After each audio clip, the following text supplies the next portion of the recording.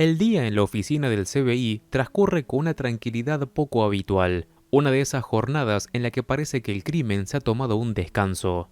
La falta total de actividad termina volviéndose insoportable para algunos miembros del equipo, y el aburrimiento se instala lentamente en la sala.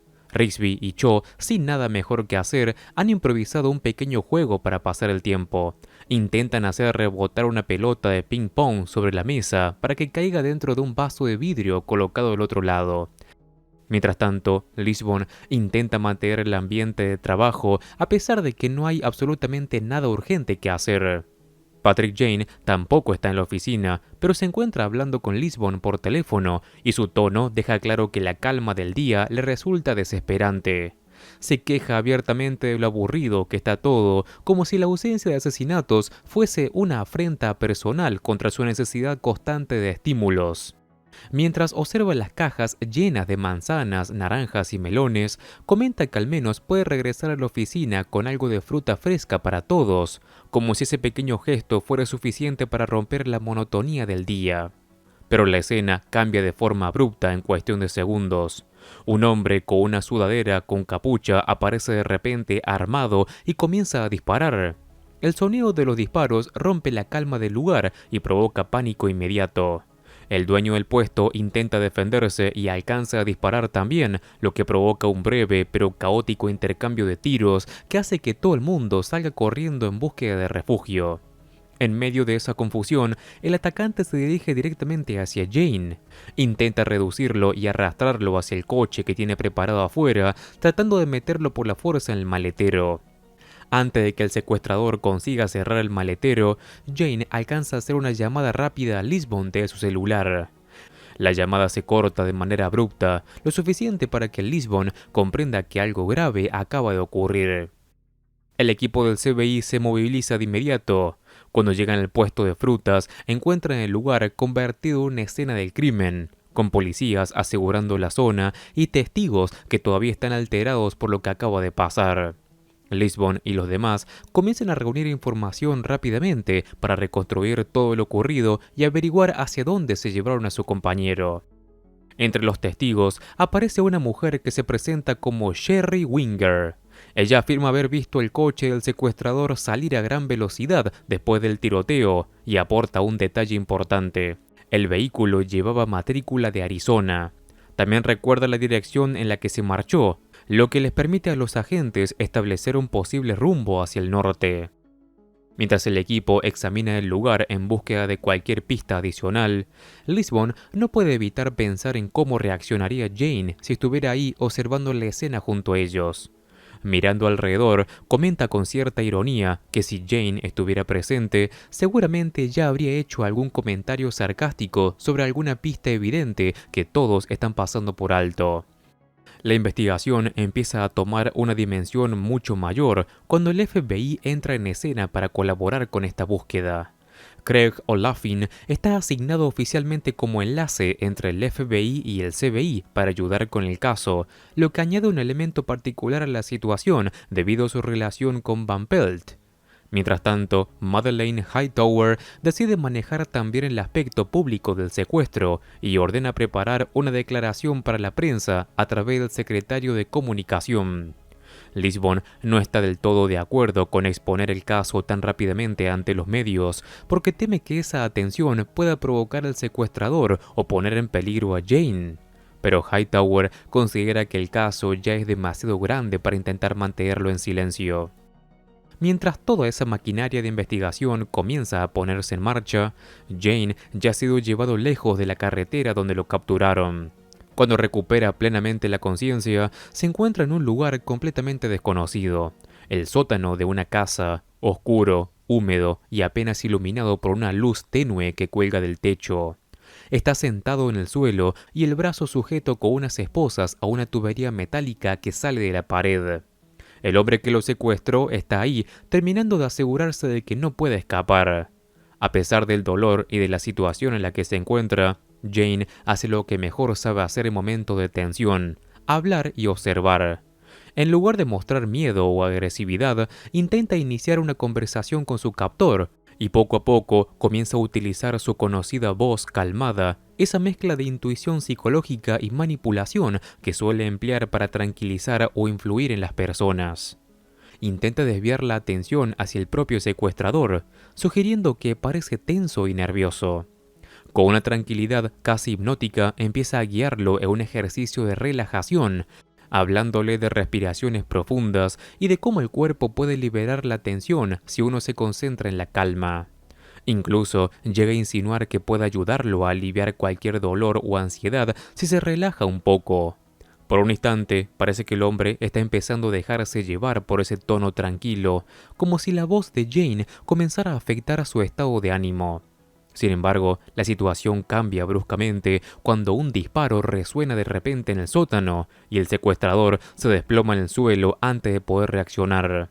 Jane levanta la mirada sorprendido justo cuando escucha pasos que bajan lentamente por las escaleras, y segundos después aparece en la entrada del sótano la misma mujer que había hablado con el FBI en la escena del puesto de frutas.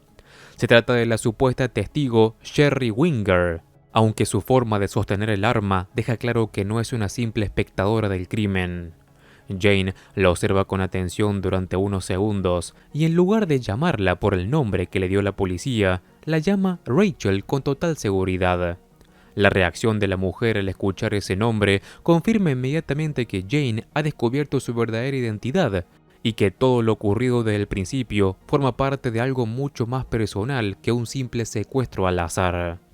Rachel levanta el arma y comienza a amenazarlo mientras camina lentamente por el sótano, dejando claro que ahora tiene el control total de la situación. Para Jane queda claro que esta mujer no solo sabe quién es él, sino que además lo ha estado buscando deliberadamente y que el secuestro ha sido planeado con un objetivo muy específico que todavía no ha revelado. Mientras Jane permanece esposado en el sótano, Rachel comienza a moverse por la habitación con una mezcla de calma y tensión contenida. Está claro que no tiene prisa y que ha esperado mucho tiempo para llegar a este momento. Jane, que nunca deja de observar incluso en las situaciones más peligrosas, estudia cada uno de sus gestos y trata de mantener la conversación activa para ganar tiempo y entender mejor qué es lo que realmente quiere. Rachel lo amenaza varias veces con el arma y en un momento incluso dispara cerca de él, una bala que impacta contra la pared sin alcanzarlo, como una forma de demostrar que puede matarlo cuando quiera. A pesar de esa violencia evidente, su comportamiento también revela algo inestable.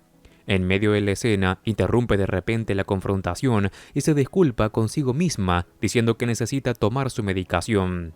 Se marcha unos minutos, dejando a Jane solo en el sótano con el cuerpo del hombre que lo había secuestrado, lo que confirma que ella nunca confió realmente en su propio cómplice. Mientras tanto, en el FBI, la investigación avanza con intensidad. El equipo ha reunido todos los archivos de los casos en los que Jane ha trabajado desde que se unió a la agencia, tratando de encontrar algún tipo de enemigo que pudiera tener motivos para secuestrarlo. La pila de documentos es enorme, lo que demuestra la cantidad de criminales, estafadores y personas resentidas que Jane ha enfrentado a lo largo de todos estos años. Cho añade otro elemento interesante en la investigación cuando lleva a la sala una colección de quejas formales presentadas contra Jane. Explica con su habitual tono seco que Jane no solo tiene un expediente lleno de quejas, sino prácticamente un archivador entero dedicado a las personas que se han sentido ofendidas o manipuladas por él.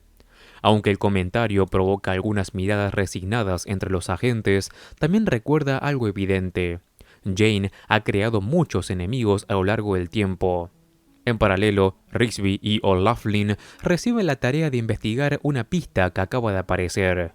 Un ranchero que vive al sur de la zona donde ocurrió el secuestro llamó para informar que vio un coche desconocido circulando por un camino privado de su propiedad. Lo que le llamó la atención fue que el conductor parecía llevar un arma visible, algo lo suficientemente sospechoso como para recordar el detalle y comunicarlo. Los dos agentes se dirigen hasta el lugar para comprobar la información. La relación entre ellos sigue siendo un poco tensa debido a Van Pelt, aunque ambos intentan mantener la profesionalidad. Cuando llegan al rancho, descubren que el coche que el ranchero vio ya no está en condiciones de ser examinado normalmente, porque alguien lo ha incendiado deliberadamente para eliminar cualquier evidencia. A pesar del fuego, Rigsby utiliza sus conocimientos sobre incendios provocados para examinar cuidadosamente los restos de aquel vehículo. Entre las cenizas, encuentra algo que el secuestrador aparentemente utilizó para parar una hemorragia: un trozo de papel manchado de sangre. Es una pista pequeña, pero podría ser suficiente para identificar a alguien si se compara con registros adecuados. O'Laughlin toma una fotografía del papel con su teléfono y la envía para que la analicen, comentando que si hay alguna coincidencia con una base de datos, podría obtener un resultado en cuestión de minutos. Mientras tanto, Lisbon recibe una llamada inesperada. Quien está al otro lado de la línea es Linus Wagner, el médico que ella y Jane conocieron en el primer caso que investigaron juntos. Wagner afirma que tiene información sobre quién podría haber secuestrado a Jane, pero también deja claro que desde el principio no piensa entregarla gratuitamente. Lisbon decide visitarlo para escuchar lo que tiene que decir. Durante la reunión, Wagner revela que hace algún tiempo publicó un artículo en el que mencionaba a Jane y su trabajo, algo que llamó la atención de una persona muy particular. Según explica, una mujer lo contactó haciéndose pasar por una estudiante de posgrado de psicología que estaba investigando el trabajo de Jane. Esa mujer se presentó con el nombre de Sherry Winger. Wagner no tardó en darse cuenta de que el interés de la supuesta estudiante era demasiado personal. Después de investigar un poco más, descubrió que su verdadero nombre era Rachel Bowman. La razón por la que buscaba información sobre Jane era profundamente personal. Su padre había sido enviado a prisión años atrás después de un caso en el que Jane participó directamente.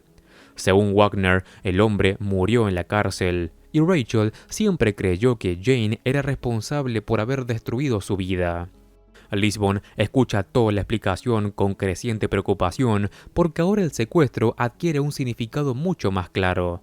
Rachel no está buscando dinero ni notoriedad, está buscando venganza.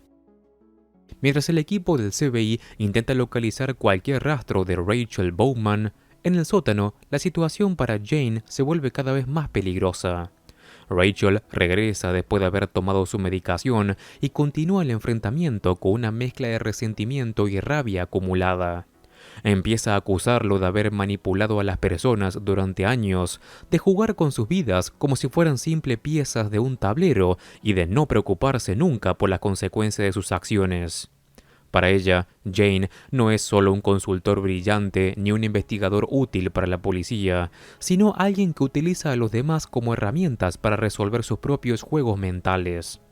Esa visión distorsionada se ha ido alimentando durante años de resentimiento y dolor, hasta convertir su deseo de venganza en una obsesión.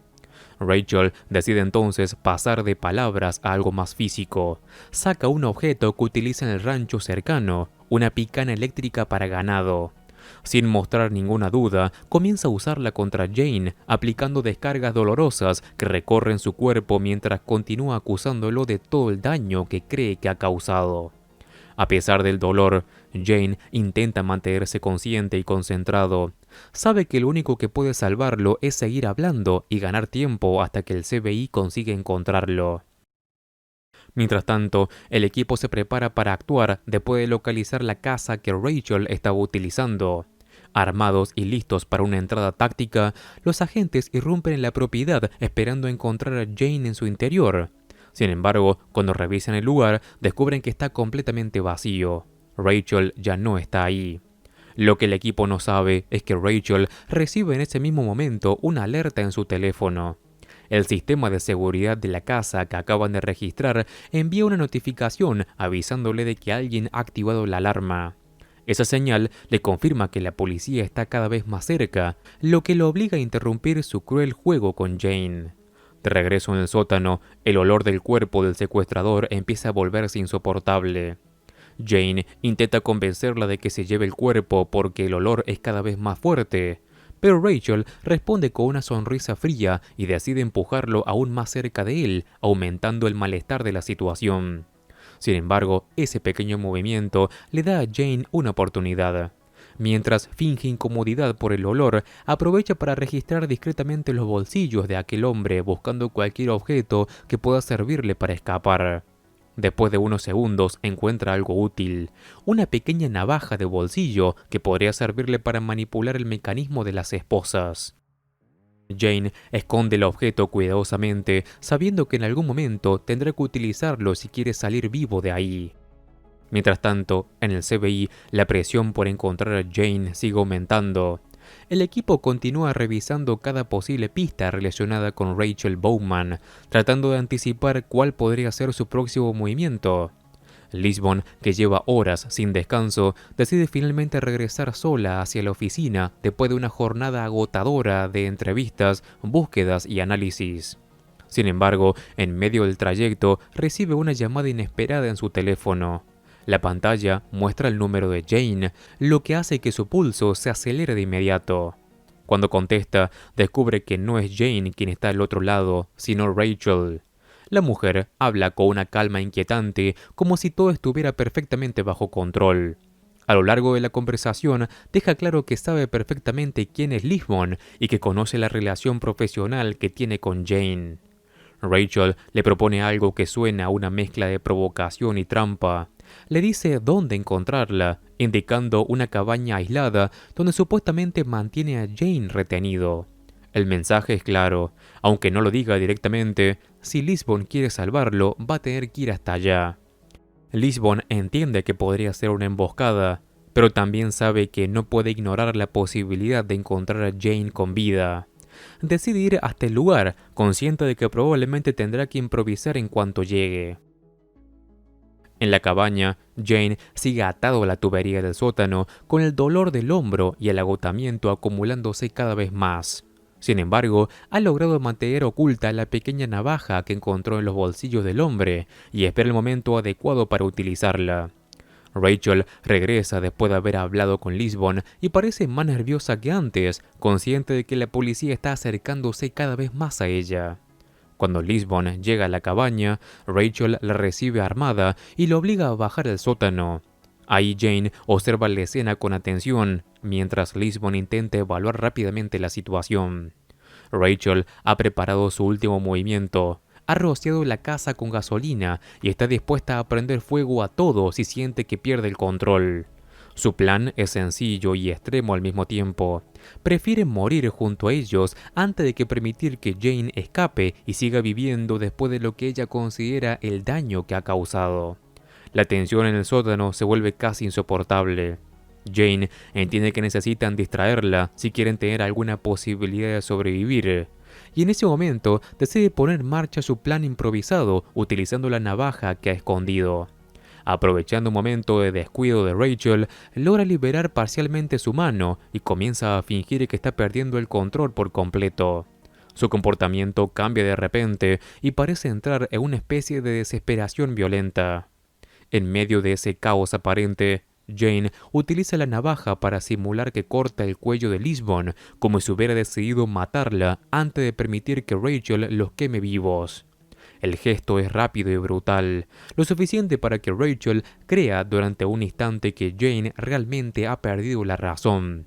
Ese momento de confusión es exactamente lo que necesitaban.